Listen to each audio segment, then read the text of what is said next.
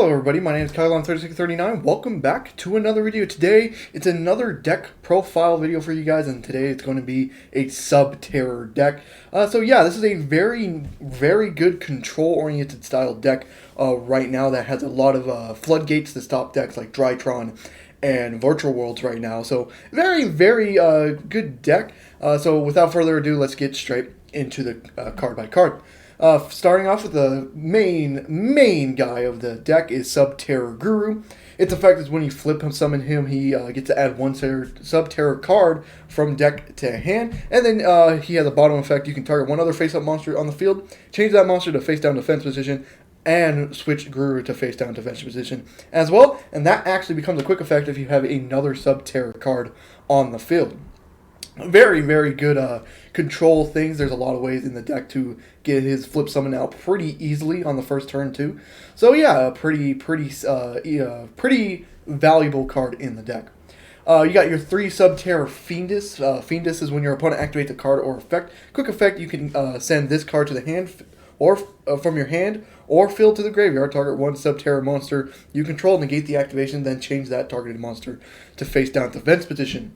So basically, it's a negation for you. It's a searchable negation because Guru can search out Fiendus. So a pretty good way to get that negation too. It also flips Guru into defense position, meaning he can get his flip effect later on too. So pretty good. And then its bottom effect, it does have a bottom effect. You can target one face-up monster you control, change it to face down, or no, that's its effect. Oh, never mind, it doesn't have a bottom effect. I'm a fucking idiot. Ignore me. And then to finish off the Subterrors, we got the Subterror Nemesis Archer, just the one of. At the start of damage step, if this card attacks a face-down defense position monster, while you control another Subterror monster, shuffle that opponent's monster into the deck. So pretty interesting there. And if this card is destroyed by battle or card effect, you can actually special summon a Subterror monster in face up or face down defense position. So it's either in face-up attack position or face-down defense position. You can summon it into a very good card. It's only a 1-of, though. It's not too... You don't want to really see this. You'd rather just search it out with Guru or something like that. So yeah, so this is effect basically, use Guru's effect, flip down a monster that could be a problem on your opponent's field, then attack it with Archer to shuffle it back into the deck. So it's a really good way to do that. Now for the just normal monsters, Red Eye, Black Dragon, and Dark Magician. Yes, we are using the Dragoon package in this.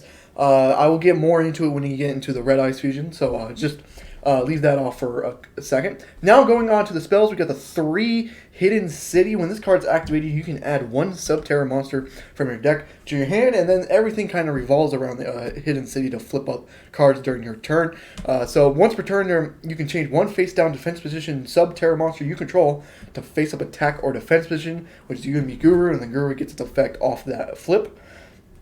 And then during your opponent's turn, when a monster declares an attack, change 1 face-down defense position Subterror monster to face-up attack, attack or defense position, then negate the attack. So it has built-in negation attacks, and if you flip up Guru during your opponent's turn, you can also get that effect off too. So a very good card for the deck. You really want to see this to start searching.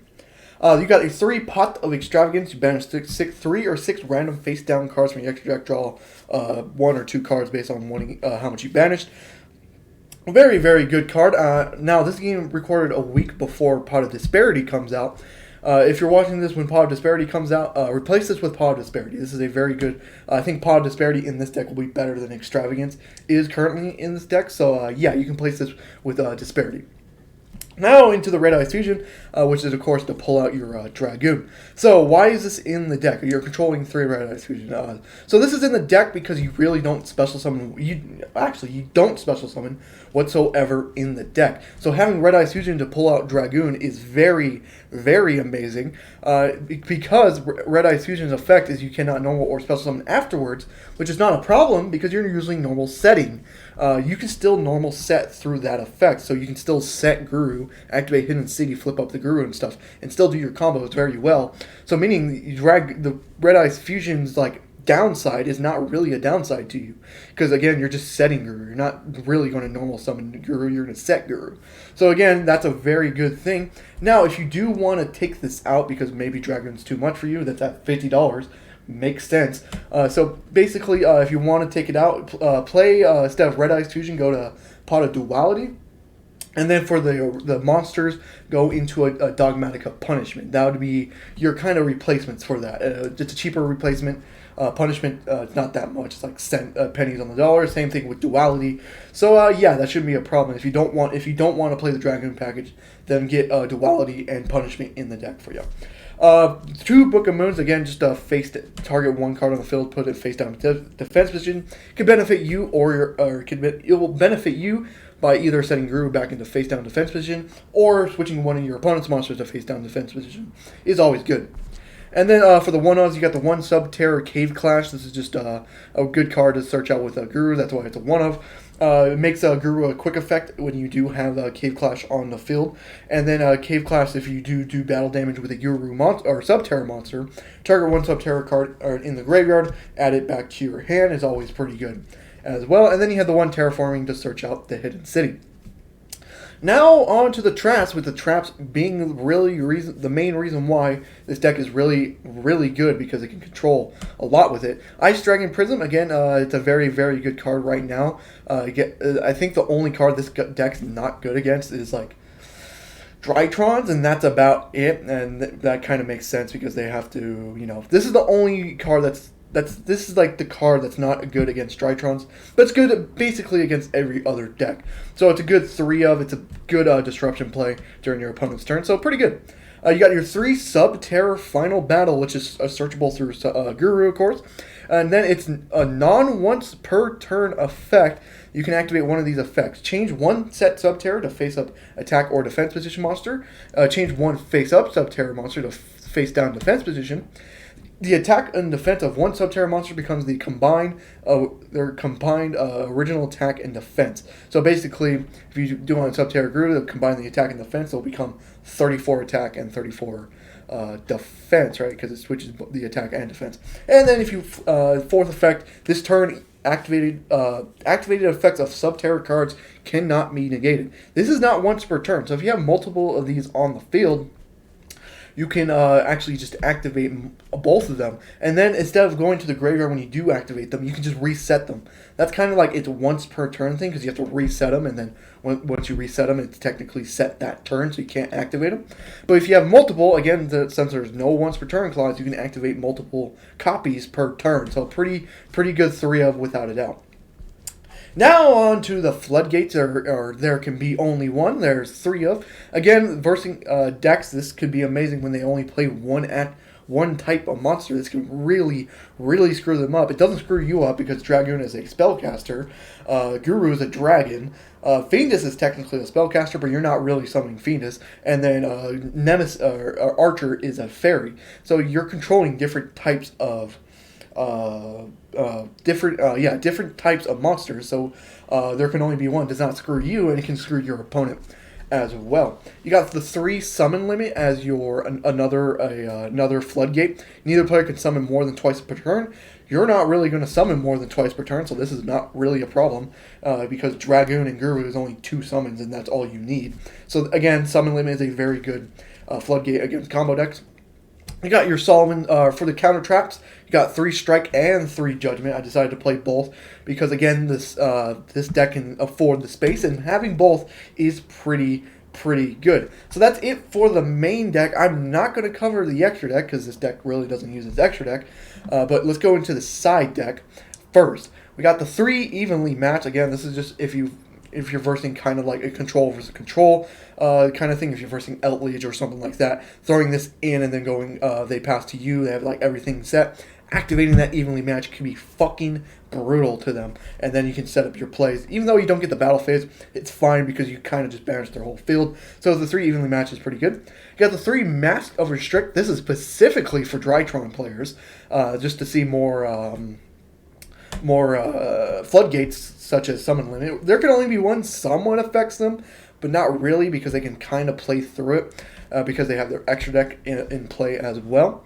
But Master Restrict could really fuck them. You got the Rivalry of the Warlords, which is just another good Floodgate. Right now, it's not really good enough to main the deck, because there's a lot of decks that usually control the same type of monster, and there's nothing that changes the thing anyways. This is just a nice card if you activate it at the right time to do it, but it's not good enough to make the main deck. Waking the Dragon, we'll get back to that in just 1 second. We got the 2 heavy Storm Dusters, that's for back row removal, and then the 1 Imperial Order, which is in the side because, again, you kind of need your spell cards in this deck, so having that Imperial Order could fuck you, but it's also a good card just in case you're versing a deck that relies off spells. So again, Imperial Order could be great for that. Now going back to Waking the Dragon, this is a side card because let's say you go into game 1, you do all your plays, they realize you have back row removal.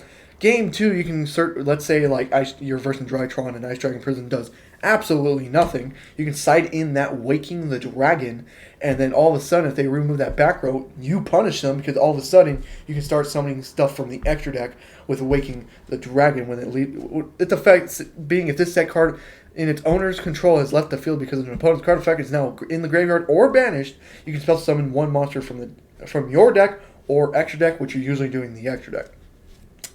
Now, with that said, now let's cover the extra deck. You got Elder Entities and Test. Again, if you're going with a punishment build or if you're going with the punishment build, you're going to throw punishment in here.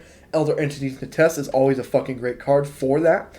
This can also, like, if you're working invoked, you have this card at your disposal to send and then punish them as well. You got the 3 Dragoon. This can honestly be a 1-of, but you're controlling 3 because of Pot of Extravagance.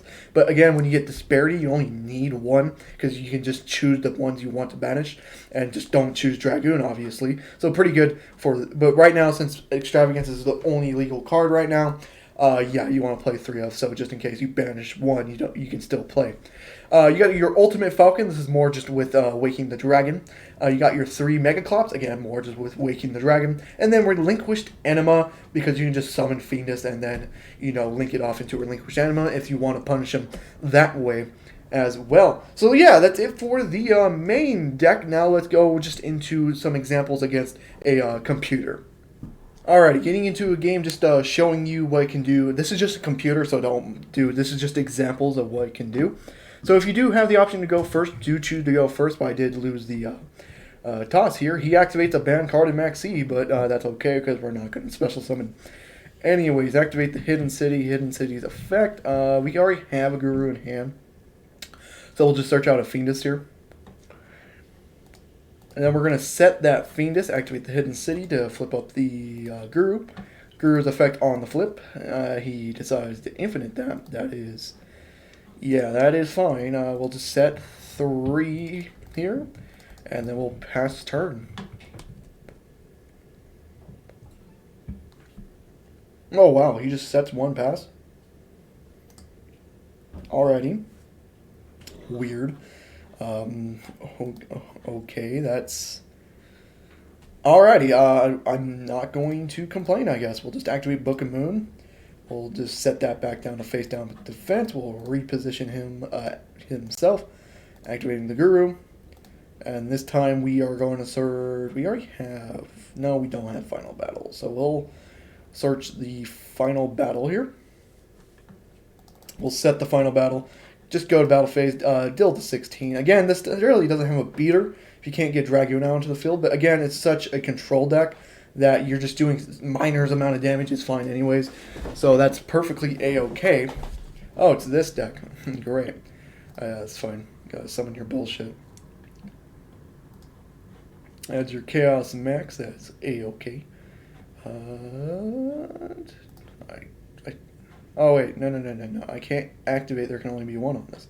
So activate Fiendus on that. Because these are actually like different types. So that's unfortunate. And then we'll activate Final Battle during the end phase to change Guru into attack position. Get Guru's effect to add... we'll just add Cave Clash this case? Yeah, that's fine. And then we'll just pass. Or now it's going to our turn. And we draw a Fiendus for turn. That's an amazing draw. No Dragoon yet. Yeah, these are different types, unfortunately. So, yeah, it's one of those things. It's either there can only be 1 or Rivalry of the Warlords are kind of like... You can separate them, basically, just depending on what they're playing. So here, we'll just activate the Cave Clash. Holy shit, I have a shit ton of effects to go off. And then we'll just go to, yeah, we'll go to, well, I can't really do damage this turn, can I? We'll just go, oh wait, I can activate its own effect, flipping you down to defense. And then we'll just repossession him, go searching again for, this time we'll search out Archer. Then we'll just summon the Archer. No, don't judgment it, summon. We kind of need that. Then we can, yeah, go to battle here. We will attack you. Fortunately, we're not going to be doing any damage this turn. Go ahead, do your thing, and then we'll just pass turn. Again, this is more control. This is kind of seems boring, but this is just how the deck plays out. He activates. I'm going to have to negate that. Yeah, we'll judgment that. Don't want to waste Phoenix just yet. Oh, and he has to pass it. Oh, I should have activated Final Battle. Oh, and then we get Red Eyes Fusion. That's actually brilliant. And then Red Eyes, get the Dragoon, do your 2, summon the Dragoon, and then basically from here, it's probably game. He's at 64. It's actually, I don't think it's enough, actually. Yeah, I don't think it's actually enough to do damage here. Go to battle. We will attack for 16. There's probably a way to game him. I'm just forgetting. 16. Oh, yeah, I have it. Cave Clash effect. Just add that Phoenix back. I actually have it here because I can actually increase Guru's attack to 34. So this is actually A-OK. We'll now attack again with Guru.